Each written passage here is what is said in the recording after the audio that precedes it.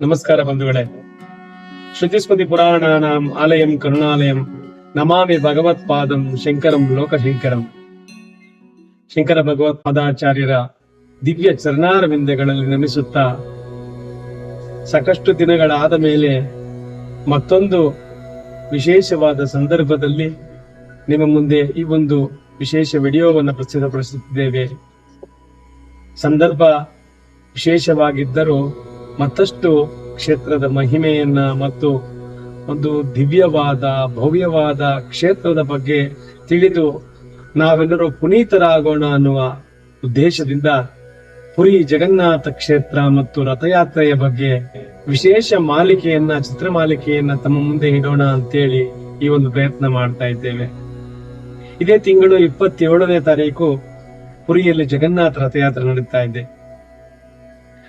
ವಿಶ್ವ ಪ್ರಸಿದ್ಧ ಜಗನ್ನಾಥ ರಥಯಾತ್ರೆ ಇರುವಂತಹ ಆ ಪುರಿ ಜಗನ್ನಾಥನ ಮಹಿಮೆ ಮತ್ತು ಸಾಕ್ಷಾತ್ ಭಗವಂತನ ಸಾಕ್ಷಾತ್ಕಾರ ಎಲ್ಲಿದೆ ಇಡೀ ಭರತ ಖಂಡದಲ್ಲಿ ಅನ್ನುವಂತಹ ವಿಚಾರವನ್ನ ಒಂದಿಷ್ಟು ಚರ್ಚೆ ಮಾಡ್ತಾ ಹೋಗೋಣ.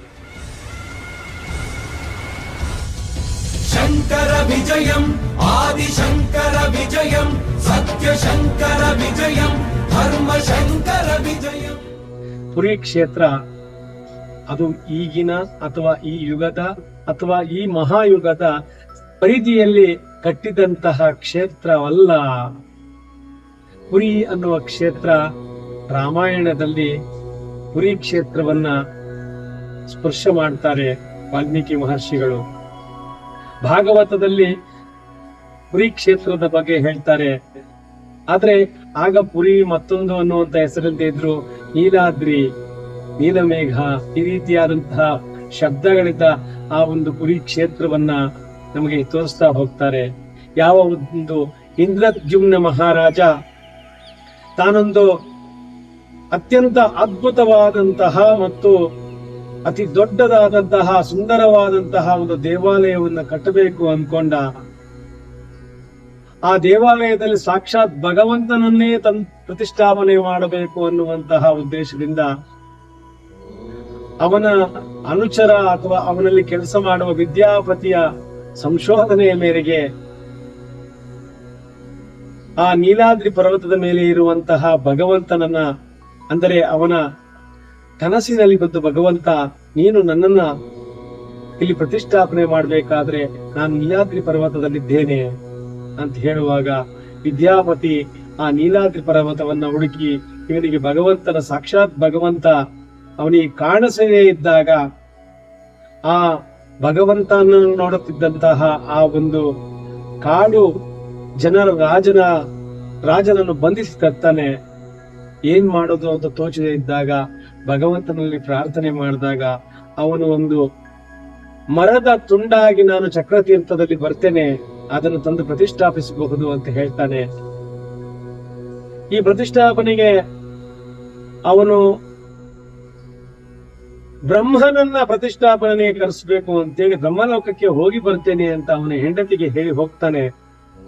ಮತ್ತೆ ಅಲ್ಲಿನ ದಿನಮಾನಕ್ಕೂ ಮತ್ತು ಇಲ್ಲಿನ ದಿನಮಾನದ ವ್ಯತ್ಯಾಸಗಳಿಗೆ ಯುಗಗಳೇ ಕಳೆದು ಹೋಗಿರ್ತದೆ. ವಾಪಸ್ ಬರುವಷ್ಟಿಗೆ ಇವನು ಯಾವ ದೇವಸ್ಥಾನ ಕಟ್ಟಿರ್ತಾನೋ ಅಲ್ಲಿ ಯಾರೋ ಒಬ್ಬ ಇತ್ತೀಚಿನ ರಾಜ ಆಳ್ತಾ ಇರ್ತಾನೆ. ಅವನು ನಂದು ನಿಂದು ಅಂತ ಇಬ್ಬರು ಹಠ ಮಾಡುವಂತಹ ಸಂದರ್ಭದಲ್ಲಿ ಈ ಒಂದು ಕ್ಷೇತ್ರಕ್ಕೆ ಭಗವಂತನನ್ನು ಮತ್ತೆ ಕರೆತರಬೇಕು ಅನ್ನುವಂತಹ ಪ್ರತಿಷ್ಠಾಪನೆಗೋಸ್ಕರ ಭಗವಂತನನ್ನ ಆರಾಧನೆ ಮಾಡುವಾಗ ನಾರದರ ಸೂಚನೆಯ ಮೇರೆಗೆ ಪುರಿ ಕ್ಷೇತ್ರದಲ್ಲಿ ಆ ಮರದ ತುಂಡುಗಳಲ್ಲಿ ಭಗವಂತನನ್ನು ಸ್ಥಾಪಿಸಲ್ಪಟ್ಟಿದೆ ಅಂತ ಚರಿತ್ರೆ ಹೇಳುತ್ತೆ. ಆ ಪುರಿ ಕ್ಷೇತ್ರದಲ್ಲಿರುವಂತಹ ಶ್ರೀಕೃಷ್ಣ, ಬಲಭದ್ರ, ಸುಭದ್ರ ಮತ್ತು ಸುದರ್ಶನಗಳು ಅದರ ಪ್ರತಿರೂಪಗಳು. ಸಾಧಾರಣ ಪ್ರತಿ 12 ವರ್ಷಕ್ಕೋ 11 ವರ್ಷಕ್ಕೋ ಅಧಿಕ ಆಷಾಢ ಮಾಸ ಬಂದಾಗ ಆ ಒಂದು ಹಳೆಯ ವಿಗ್ರಹಗಳನ್ನ ತೆಗೆದು ಹೊಸ ವಿಗ್ರಹಗಳಲ್ಲಿರುವಂತಹ ಒಂದು ವಿಶೇಷವಾದಂತಹ ಆಚರಣೆ ಇದೆ.